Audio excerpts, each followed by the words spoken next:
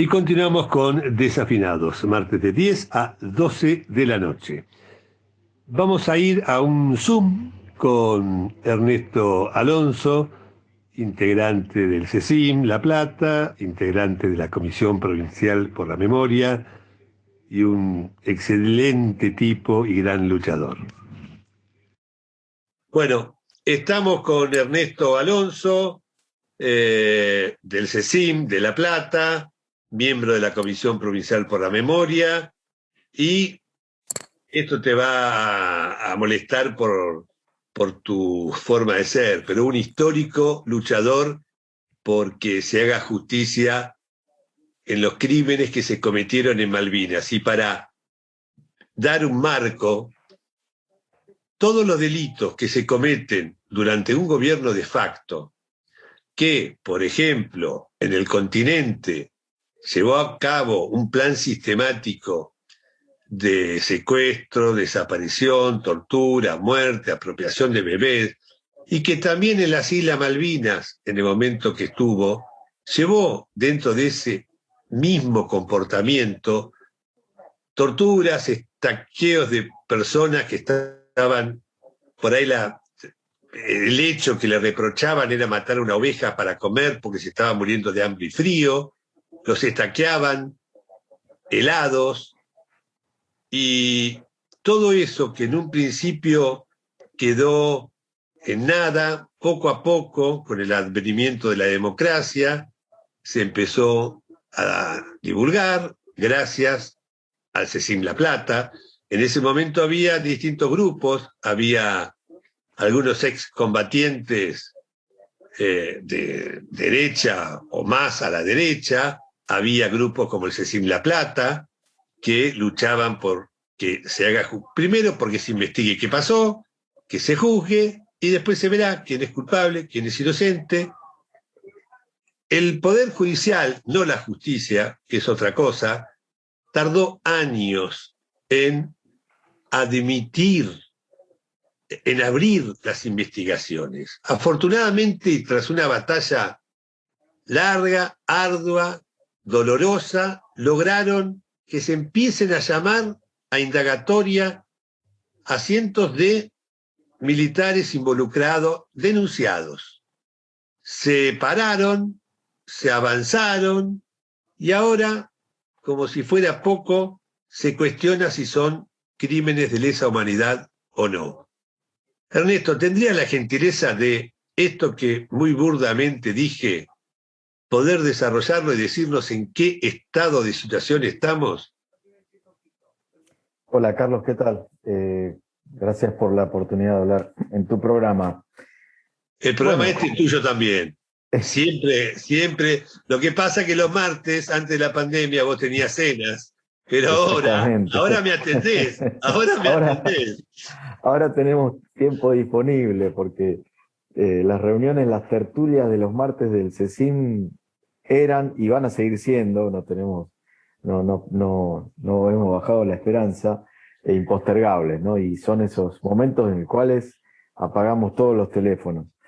Vos bien lo decías, y esto es una larga ducha que lleva, bueno, por supuesto, el año que viene se cumplen 40 años del conflicto de Malvinas, pero de iniciada la causa, 14 años, ¿no? De esa primera investigación que hace Pablo Basel, que era funcionario de Derechos Humanos de la provincia de Corrientes, con los primeros 23 testimonios, donde hoy esa causa alberga más de 120 hechos denunciados, 95 militares imputados de estas graves violaciones a los derechos humanos.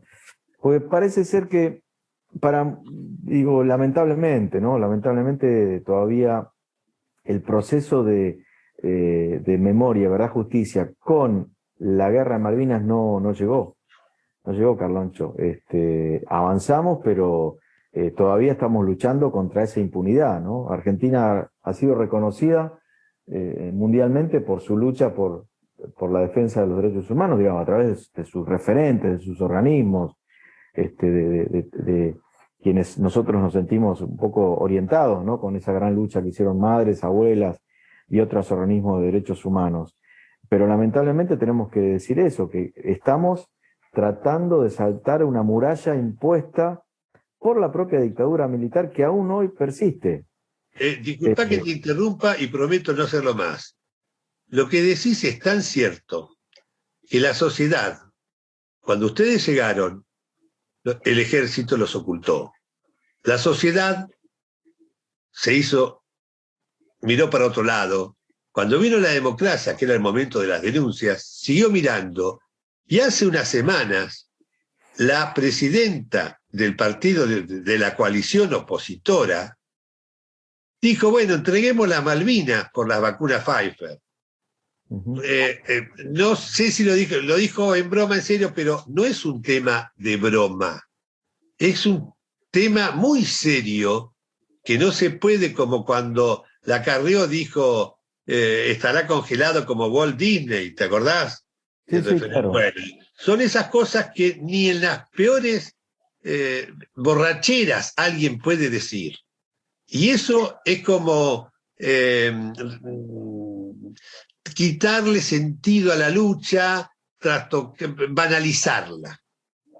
Sí, porque vos bien decías, digamos, hay que seguir mirando el conflicto, o sea, la guerra de Malvinas, desde la perspectiva de los derechos humanos. Bueno, otro tema es hablar de la cuestión Malvinas, ¿no? Todo lo que significa la disputa de soberanía que tenemos todavía con Gran Bretaña. Pero la guerra de Malvinas sucedió en contexto de dictadura militar, o sea, hasta las 23:59 del 1 de abril había una dictadura asesina, Galtier era el gobernador de facto, el ejército... Menéndez estaba ahí. Menéndez, digo, hay todo lo que sabemos, y a partir de las 0 horas del 2 de abril no fue otro gobierno y otras fuerzas armadas a Malvinas. Y lamentablemente esa instrucción, ese mecanismo de impunidad sigue aún vigente, y lo vemos en los distintos relatos que siguen apareciendo en los organismos oficiales, ¿no? Lamentablemente. O sea, de cómo los militares dejaron contada la guerra de Malvinas sin nosotros, Carloncho. O sea, sin los colimbas, sin el testimonio. Vas a leer libros, infinidad de libros de coroneles, de capitanes, de íconos que nos dejó la dictadura, con nombres famosos. Pero ahora, hay un solo, creo que contando... vale la pena, que es el informe Rattenbach. Sí, ahora voy a eso. Pero que cuentan detalles, precisiones del combate tal o cual, y el horario, y la gente que participó. Ahora, cuando les preguntás sobre el tema de tortura, les agarra amnesia. Y si le preguntás si eran miembros del ejército o conscriptos, también les agarra amnesia. Así que, digo, lamentablemente llegamos a casi 40 años de Malvinas, de la guerra de Malvinas, de esa guerra, insisto, que nos alejó de Malvinas, lamentablemente, que costó cientos de muertes de jóvenes argentinos, de que nada de lo que sucedió durante el servicio militar obligatorio durante la dictadura dejó de hacer y dejaron de utilizar las mismas prácticas en Malvinas. Y tratan de imponer, como sea, que todo esto quede impune. Lamentablemente, en todo este largo proceso, vos bien lo decías también, llegamos que después de tantos años, con tantos militares imputados o mencionados, si quiere, con la desclasificación de los archivos secretos de Malvinas producidos en el año 2015, y anteriormente la desclasificación del informe Rattenbach, que es un poco la conclusión, pero la conclusión desde el aspecto político, estratégico y militar. Nunca se nos llamó a declarar a nosotros, nunca se llamó. Mirá que apenas regresó la democracia pedíamos que se forme una comisión bicameral para que investigue. Claro, pero en el juicio de las juntas... la utilidad de ese informe fue marcar la locura y la falta de preparación y la inmoralidad de mandar conscriptos en vez de mandar miembros del ejército. Y fíjate que en el juicio de la Junta nunca se llamó a testimoniar a un soldado, a un colimba.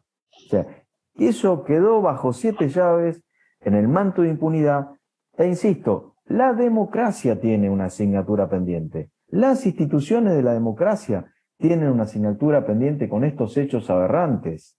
Ni que hablar del Poder Judicial, que es cómplice de estos factores, porque ya en el año 2015, cuando llegó a la Corte Suprema un hecho, la Corte miró para otro lado, se aplicó el famoso artículo 280, no analizó la cuestión de fondo, no dijo que eran o no eran delitos. Aclaremos a la gente que con el 280 tienen la absurda facultad de no tratar el tema. Exactamente.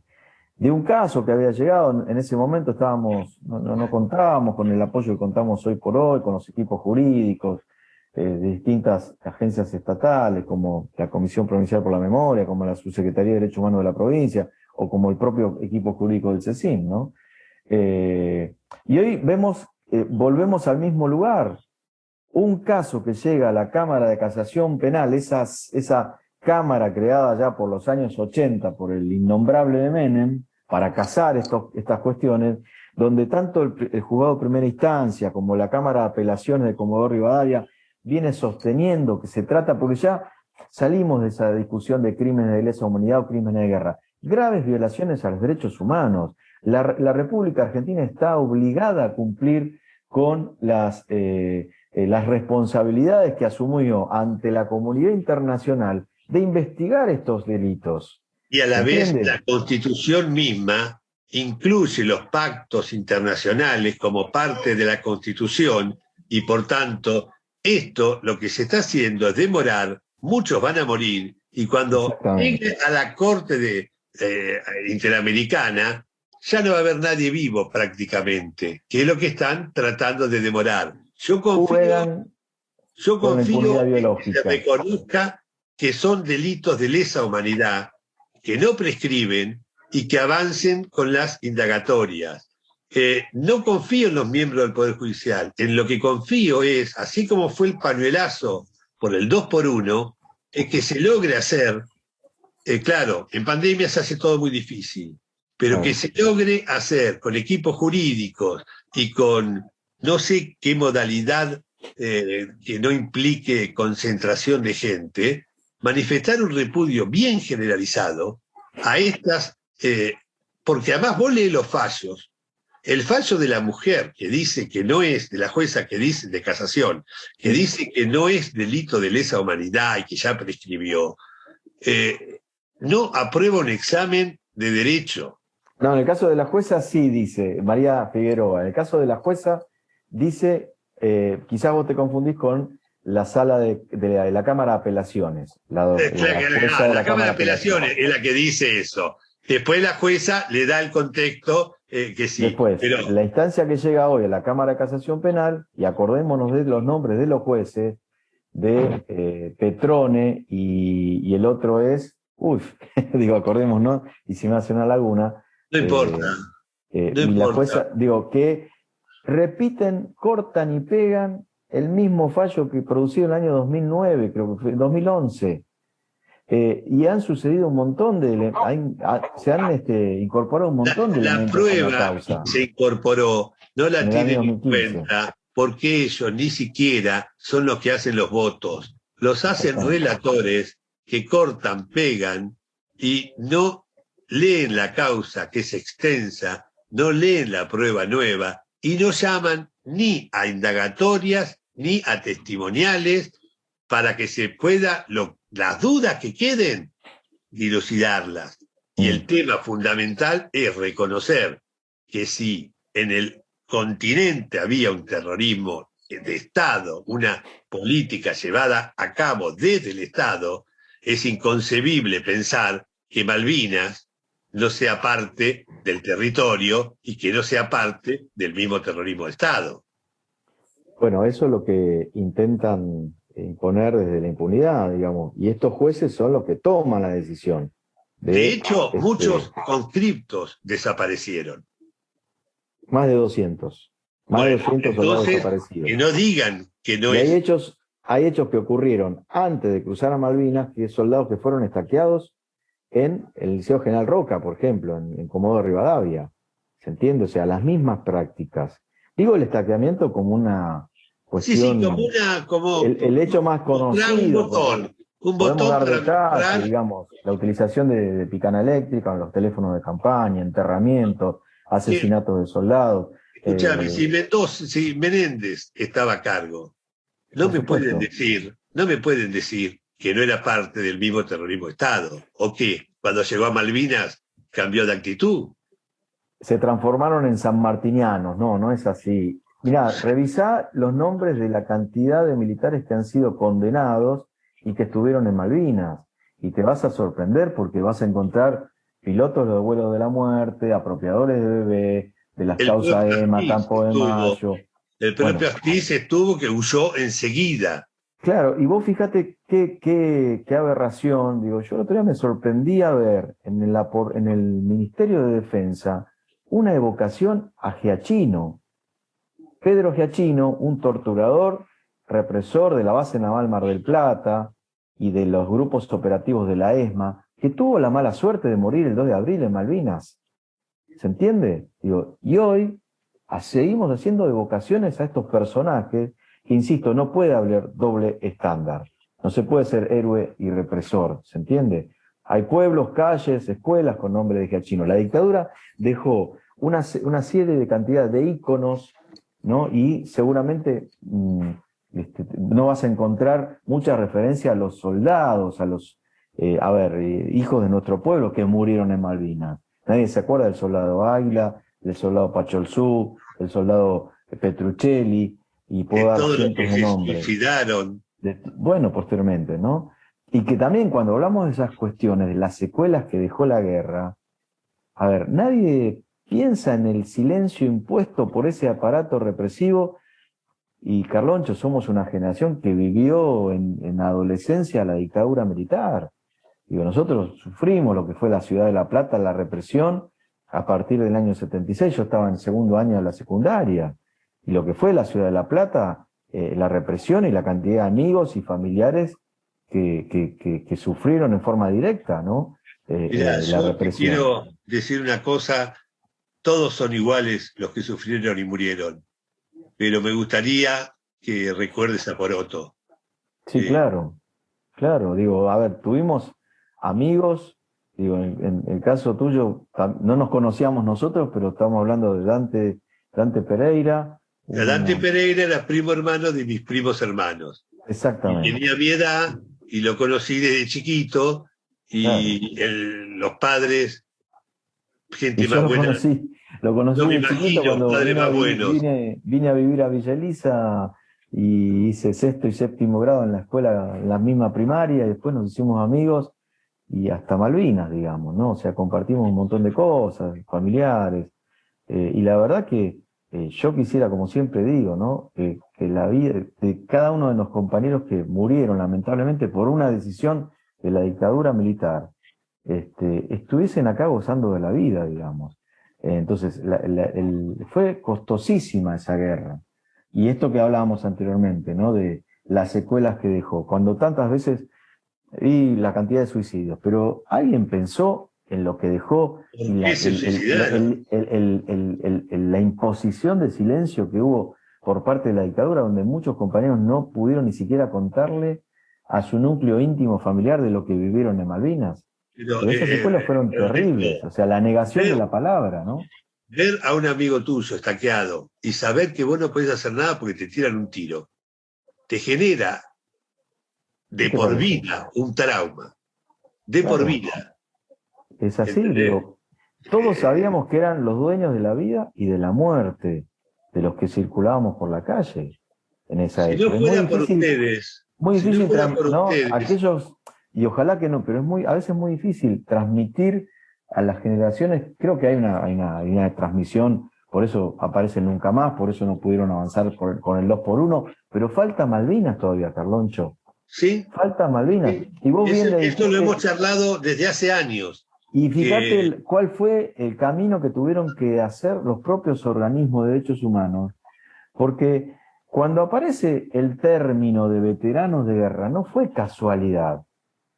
Nosotros, si vos revisás la historia, éramos los colimbas, los soldados, los excombatientes. En los años 90 aparece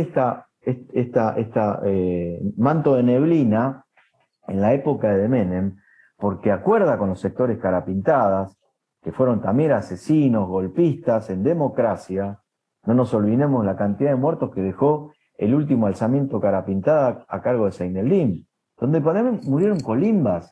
Yo la otra vez estaba revisando artículos, hace pocos días atrás, de que hubo enfrentamientos en Gualeguaychú, y hubo muertos en la ciudad de Buenos Aires.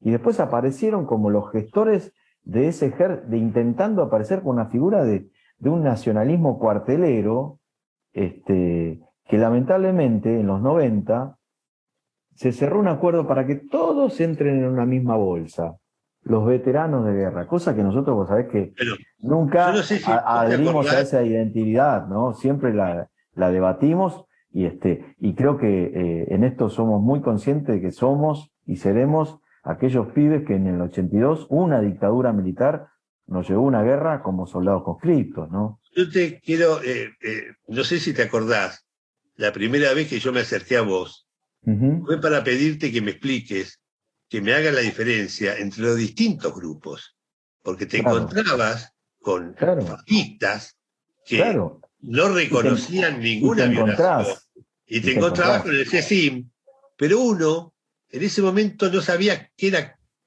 y yo un día te llamé Ujú, y bueno, tenía empatía por lo de Coroto, ujú. pero, y vos me explicaste muy bien. Y ahora te quiero hacer una pregunta.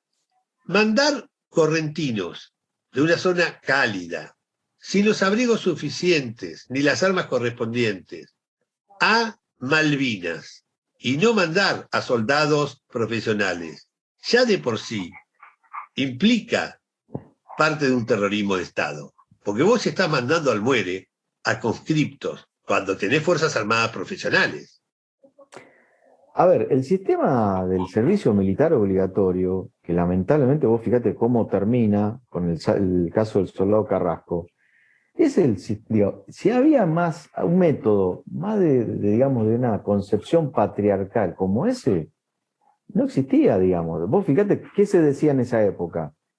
Y andá a hacer servicio militar, que te va a hacer más hombrecito, Vas a salir o mejor, vas a para salir trabajar hombre. mejor, no te vas Claro, a ahí drogar vas a, y vas a robar. ahí vas a aprender lo que es bueno, ¿viste? Lo que es la disciplina.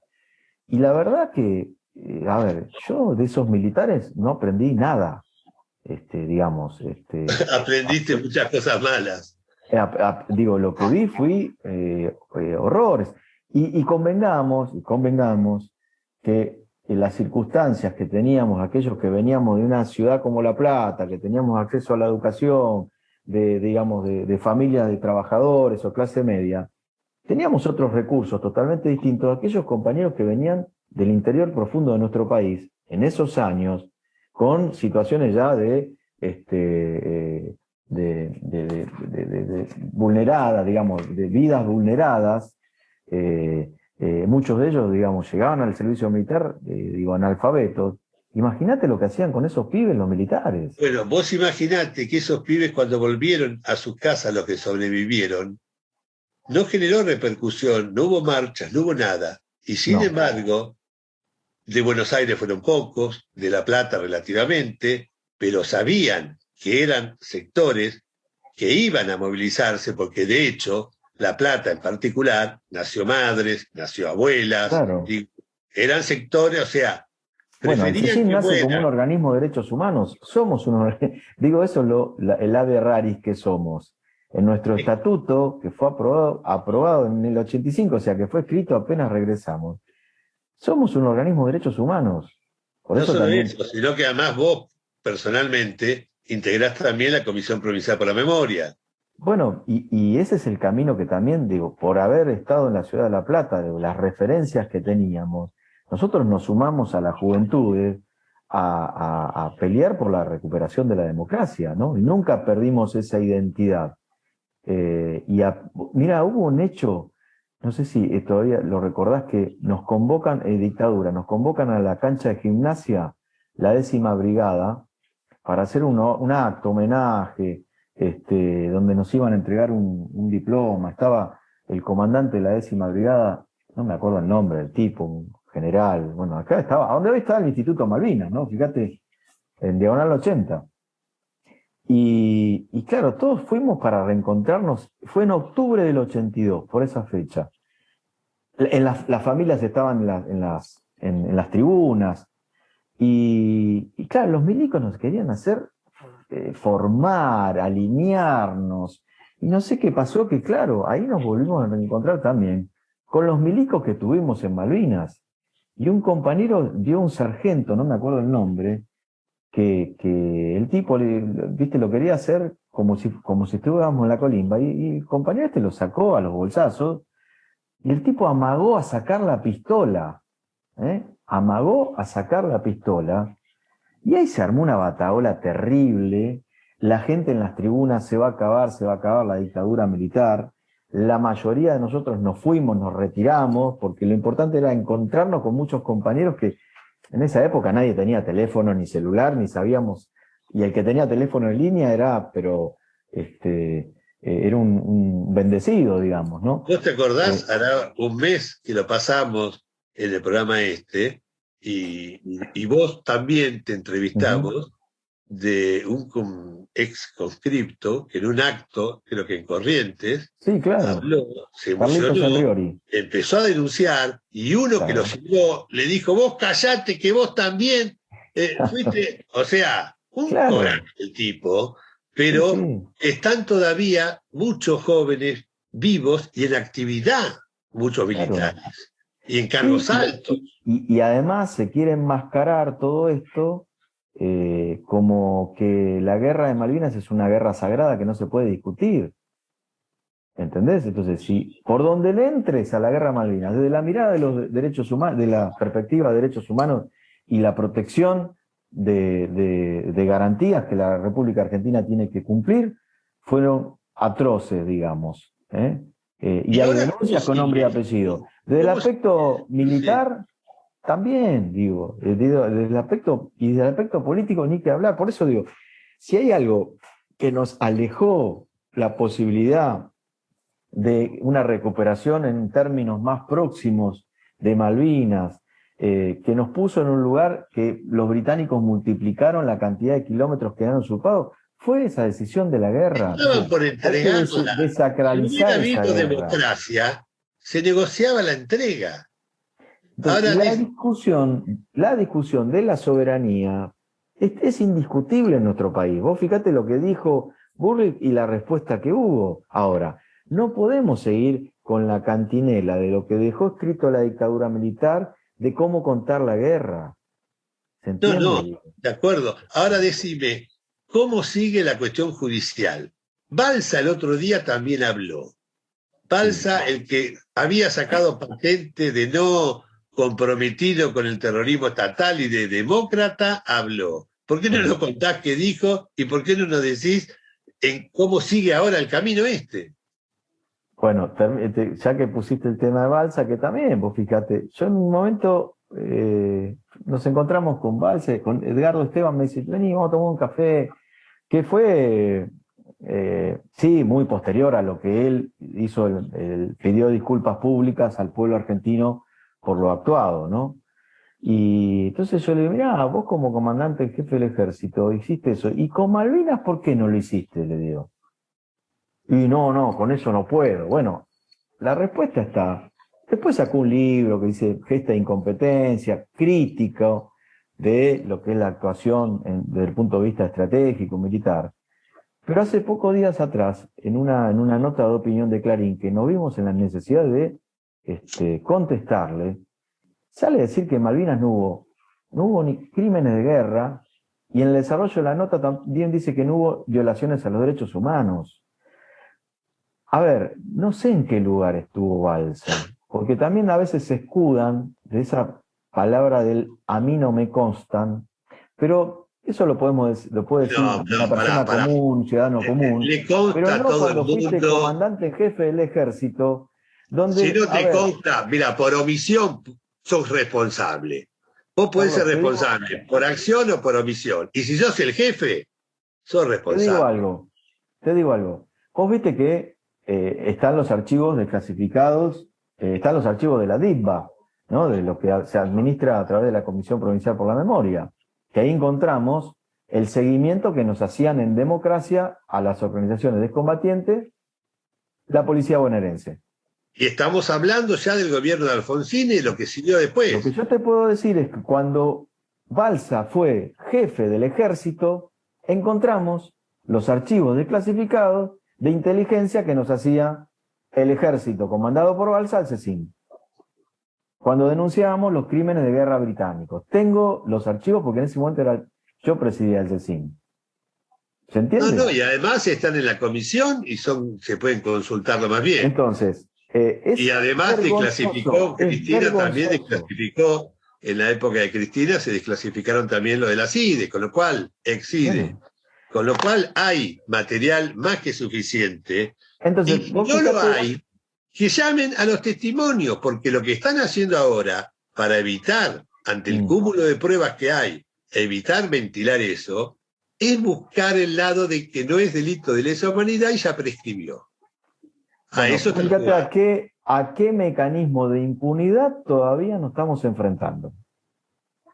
Por eso es necesario no vamos a cerrar en términos concretos el proceso de memoria, de verdad y justicia si no terminamos aclarando estos hechos ocurridos en Malvinas. Te hago una propuesta, Ernesto, ya que estamos en pandemia. Durante muchos años, por ejemplo, cuando fue lo de Río Tercero, la voladura, Ana Gritti la llamábamos todos los meses, igual que a Laura Ginsberg, y para que dijeran si había novedad o si no había, porque si no hay novedades, es una novedad. Quiere decir que no está actuando la justicia, lo cual habilita la vía internacional. Pero ya está abierta, ¿eh? La vía internacional. Sí, pero me refiero en el caso de lo de Ana Gritti y demás. Años después, ella tenía cáncer, murió, y la semana anterior a que muriese, nos comunicamos, como hacíamos siempre, y dijo algo que fue la primera vez que no estuve de acuerdo. Casi llorando dice, mire, les quiero agradecer porque fueron los únicos que todos los meses me llamaron, aun cuando no había novedades, para decir no hay novedades.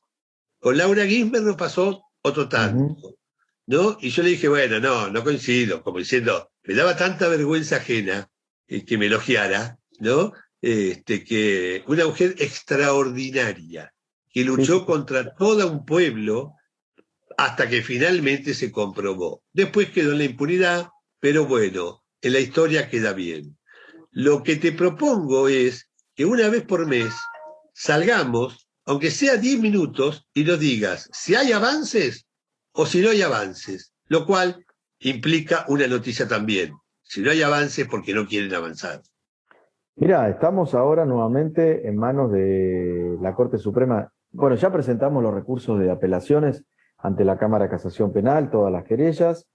Vos sabés que eso, bueno, esperemos que nos dé el recurso, que nos otorguen el recurso, porque sería ya un absurdo en que nos denieguen el recurso extraordinario federal para que esto lo recuerde y tener que ir en queja a la Corte, ¿no? Y que la Corte, abogado, lo puedes que la Corte no te lo trate porque no tiene ganas con un artículo nomás. Pero eso habilita igual cuando el Estado incumple su función de investigar y lograr justicia, es una de las causales para habilitar la vía internacional ante la Corte de San José de Costa Rica. Ya está abierta la vía ante la Comisión Interamericana por el hecho anterior que yo te comenté del año 2015. Entonces la Corte sabe que ya tiene una instancia internacional abierta. Pero bueno, es todo un tema que ya vamos ampliando la mirada de las cosas que faltan todavía por resolver, que es cómo está actuando esta justicia, este Poder Judicial. Esta Corte, estos jueces, digamos, lo vemos todos los días, digamos. Y la verdad que no nos da ningún tipo de garantía esta Corte Suprema de Justicia. Puede no tratarlo nunca o puede mirar para otro lado o olvidarse de todas las responsabilidades que tiene el Estado, porque la instancia internacional está abierta contra el Estado por Yo te falta quiero de acceso a decir la una justicia, cosa digamos. que parece una exageración, pero no lo es. Bueno, la comisión acaba de hacer un informe Ujú, que entregó en la causa de las investigaciones ilegales desde el Estado, claro. ¿no? Eh, durante... Ay, me agarró una laguna, que no es muy extraño en mí. Esto demuestra Nos que pasa el seguido. Estado, que el Estado, al investigar, al seguir a jueces y demás, una vez lo charlamos con Moró. Le pregunté al aire, le digo, Moró, si quiere no conteste, pero si me contesta, trate de ser sincero. Me cae muy bien, Moró. ¿Qué Ujú, son los carpetazos y cómo funcionan? Me ujú, dice, mire, pensó un rato, carpetazos hubo siempre, pero jamás del nivel actual. Te claro. sacan fotos a tu hija tomando cocaína, a tu mujer teniendo relaciones con alguien, y no es de extrañar que muchos cambios de muchos jueces sean también por carpetazos. Muchos ya comprados porque los pusieron por decreto, después con acuerdo, esos ya están vendidos, eso ya Mm, sabés. Pero en ujú. las cámaras y demás, los carpetazos funcionan. Sí, claro. Y o tenés la dignidad de renunciar o decir, me presionan con esto, Claro. sabiendo que después tu hija sale las fotos y demás. Acordate se olvide cuando lo pusieron Sí, en claro. Spartacus. Tuvo mucho coraje de bancársela, pero eso era un carpetazo. Sí, claro. Eso era un carpetazo para que vote tal o cual cuestión. Y eso continuó y No, no, continúa. y continúa y insisto, acá todavía sigue funcionando lo que nosotros llamamos el lobby militar. ¿Eh? Sigue funcionando con mucho poder. No, Sí, digo, y acá digo, hay hay algo algo que peor. no todavía no se desarmó, de lo que, insisto, lo que dejó la dictadura, los mecanismos de impunidad, de cómo contar esta guerra, lamentablemente. Yo, mira, siempre invito a los académicos, a los investigadores, si se metieran a investigar qué es lo que van a encontrar en los archivos declasificados, y este proceso también de justicia, vamos a contar otra historia, no Y, la que no, y va contaron. a ser muy útil. Mirá, madres, cuando vino, y abuelas, cuando vinieron las leyes de obediencia de vida y punto final, Mm, además de concientizar con charlas, además de que gracias a Schifrin se abren, después del caso Scaccheri de la Corte Internacional, se abren esos juicios administrativos, llamados juicios por la verdad, que no eran penales, pero permitían divulgar el tema y acumular prueba. Si durante todo ese tiempo se buscaron juristas de primer nivel, doctrinarios, para que vean de qué manera anular esas leyes. Y así se logró.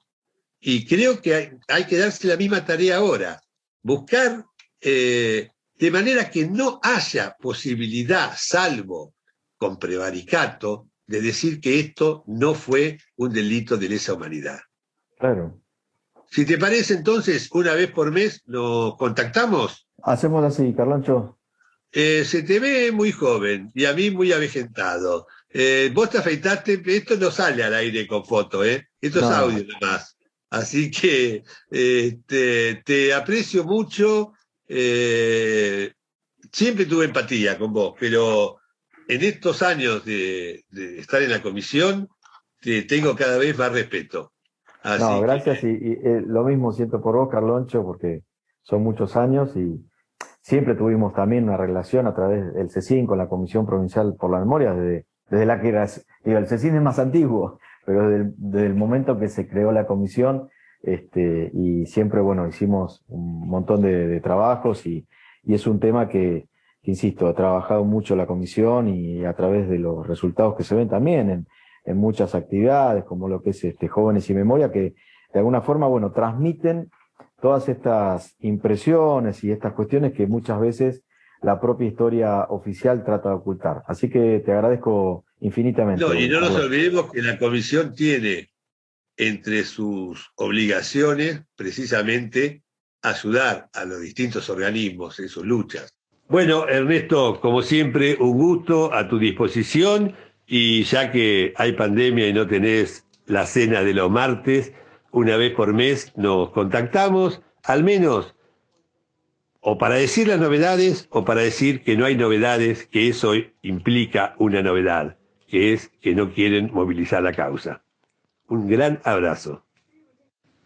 No, el agradecido soy yo, Carloncho. Gracias, como siempre te digo, por permitir que sigamos charlando estos temas a veces tan postergados, ¿no? Así que te tomo la palabra y una vez por mes, mientras sigamos en pandemia, los martes vamos a hablar de este tema. Te mando un abrazo.